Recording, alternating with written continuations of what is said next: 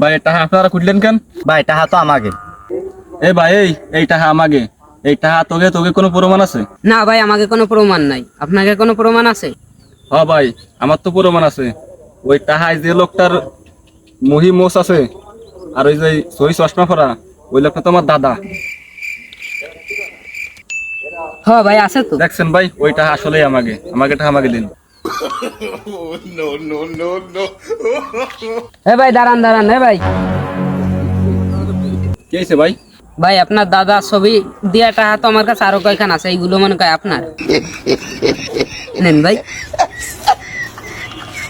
হ্যাঁ ভাই, এই টাকাগুলো তো আমার। ভাই আপনার মাথায় তো ভালো বুদ্ধি আছে। হ্যাঁ ভাই, আমার বউ তো তাই কয়।